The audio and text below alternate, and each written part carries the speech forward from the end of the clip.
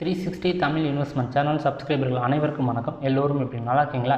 நம்ம சேனலில் வந்து இன்றைக்கி பார்க்க போகிற வீடியோ வந்து ரொம்பவே ஒரு யூஸ்ஃபுல்லான ஒரு இன்ஃபர்மேஷன் தான். அதாவது நம்ம சொல்லியிருக்கோம் இல்லையா, லாஸ்ட் வீடியோவில் நான் சொல்லியிருப்பேன். அதாவது எப்போவுமே நம்ம வந்து வெற்றியை மட்டுமே நம்ம ஃபோக்கஸ் பண்ணக்கூடாது, தோல்வியும் நம்ம ஒரு பாடம் கற்றுக்கணும் அப்படின்னு சொல்லுவாங்க. ஸோ அந்த வகையில் வந்து நான் வந்து ஃபெயிலியர் பண்ண ஒரு ஸ்டாக்ஸை பற்றி உங்கள்கிட்ட ரிசர்ச் பண்ணிக்கிறேன். ஏன்னா இதே மாதிரி மிஸ்டேக் நீங்களும் ஃப்யூச்சரில் பண்ணலாம். அப்படி மிஸ்டேக் பண்ணிங்கன்னா அது வந்து பெரிய லாஸ் உங்களுக்கு கொடுக்கும். அதுக்கு முன்னாடி இந்த மாதிரி ஒரு அனுபவத்தை நீங்கள் தெரிஞ்சுக்கிட்டிங்கன்னா நீங்கள் இந்த மிஸ்டேக்கை பண்ண மாட்டீங்க அப்படிங்கிறதுக்காக தான் இந்த வீடியோ. 2018 அந்த காலகட்டத்தில் வந்து ரொம்பவே ஃபேமஸான ஒரு பிராண்ட் அப்படின்னா லியாட் அப்படிங்கிற ஒரு ஃபேமஸான ஒரு பிராண்டு. அவங்களுடைய ஏசி இல்லைனா எல்இடி டிவி ஆகட்டும், என்ன சொல்லுது, காஸ்ட் ஃபார் மணி அப்படின்னு சொல்லுவோம், வேல்யூ ஃபார் மணி அப்படின்னு சொல்லுவோம். அந்த மாதிரி ஒரு ப்ரைஸுக்கு ஏற்ற ஒரு வேல்யூ இருக்கும். அந்த பிராண்டில் வந்து நல்லா ஒரு பண்ணிகிட்டு இருந்தாங்க. அதனால் மார்க்கெட்டும் அந்த ஸ்டாக்கை விட்டுருங்க, பொதுவாக வந்து அந்த பிராண்டோடைய எல்இடி டிவி ஆகட்டும், ஏசி வாங்கணும் நல்லா இருக்குன்னு தான் ஒரு மார்க்கெட்டில் ரிவ்யூ சொல்லியிருந்தாங்க. அதனால் அந்த ஸ்டாக்ஸ்க்கு வந்து ஒரு என்ன சொல்கிறது, ஒரு நல்ல ஒரு ஈடுபாடு, இன்ட்ரெஸ்ட் இருந்துச்சு அப்படின்னு சொல்லலாம் முதலீட்டாளர் மத்தியில். எஸ்பி துல்சன் அப்படிங்கிற ஒரு பெரிய ஒரு ஃபேமஸான ஒரு இன்வெஸ்டர் கூட 2017 அந்த காலகட்டத்தில் வந்து கண்டிப்பாக இது வந்து 450 ரூபாய் போகணுன்னு சொல்லி ஒரு தீபாவளி டைமத்தில் வந்து அவருடைய கிஃப்டாக வந்து எல்லாத்துக்கும் சொன்ன ஒரு ஸ்டாக்ஸு. ஸோ இப்படி இருந்த ஒரு ஸ்டாக்ஸு பெரிய லாஸ் கொடுக்கணும் நானும் கூட நினச்சி பார்க்கல. என்ன நடந்துச்சுன்னா 2017-18 அந்த காலகட்டத்தில் வந்து அவங்களுடைய கன்சியூமர் டிவிஷன் இருக்கு இல்லையா, அதாவது எல்இடி டிவி ஏசி தயாரிக்கிற அந்த யூனிட்டை வந்து ஏவல்ஸ் இந்தியாவுக்கு வந்து அவங்க விற்றுட்டாங்க. விற்கும்போது அவங்க கிட்டத்தட்ட 1500 கோடிக்கு வந்து அவங்க விற்றாங்க. அப்போ நம்ம எல்லோரும் என்ன நினச்சாங்கன்னா, இவங்களுடைய கன்சியூமர் டிவிஷன் போனாலும் இவங்களுடைய கடனெல்லாம் குறைஞ்சிரும். பார்த்திங்கன்னா அப்போ மார்க்கெட் கேபிடலேஷன் வந்து லியாடுக்கு வந்து எவ்வளோ இருந்துச்சு அப்படின்னு சொன்னால் கிட்டத்தட்ட 1000 கோடியில் இருந்துச்சு. எப்படி பார்க்கணுனாலும் 1500 கோடி இவங்களுக்கு வருது.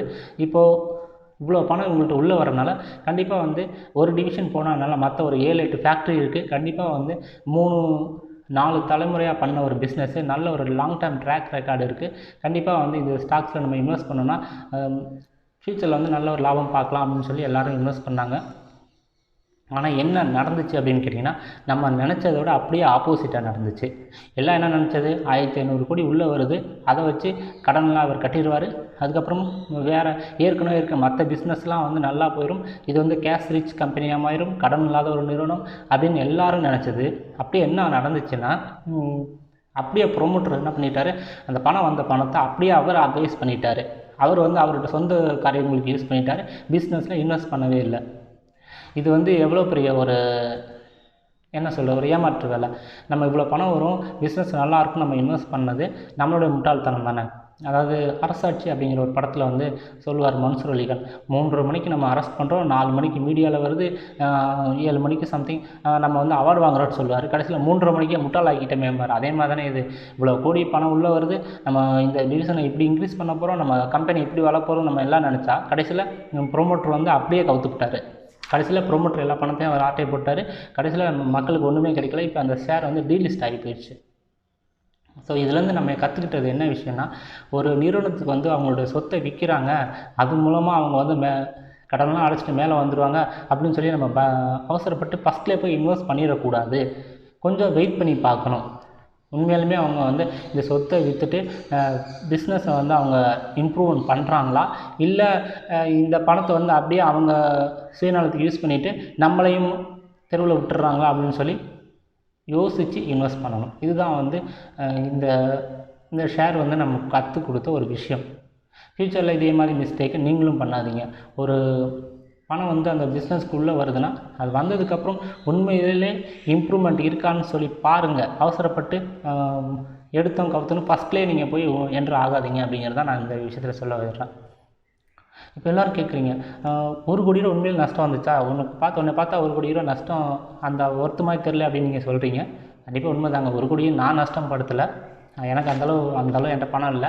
ஆக்சுவலாக லாஸ்ட்டு வீடியோவில் வந்து நான் ஒரு 32,000 அந்த ரேஞ்சு தான் லாஸ்ட் சொன்னேன். நிறைய பேர் பார்க்கல. இப்போ 1 கோடின்னு சொன்னேன், இவ்வளோ பேர் இங்கே பார்க்குறீங்க இல்லையா. ஸோ அந்த ஒரு விஷயத்துக்காக தான் சொன்னேன்.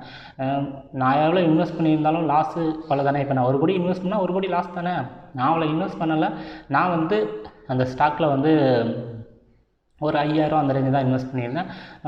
பாதிக்கு வரும்போது வெளில வந்துட்டேன். தெரிஞ்சு போச்சு, இனிமேல் நம்ம தேராது, வந்த வரைக்கும் போதும்னு சொல்லி வெளில வந்துடும் இல்லையா. ஸோ அதுதான் நான் சொல்ல வந்தேன். மற்றபடி பயப்படாதீங்க, அவ்வளோ லாஸ் எல்லாம் நம்மளால் ஹேண்டில் பண்ணுற கெப்பாசிட்டி நமக்கும் கிடையாது. சும்மா ஒரு இதுக்காக தான் சொன்னேன். ஓகேங்களா? மற்றும் ஒரு யூஸ்ஃபுல்லான இன்ஃபர்மேஷனை சந்திப்போம். நன்றி, வணக்கம்.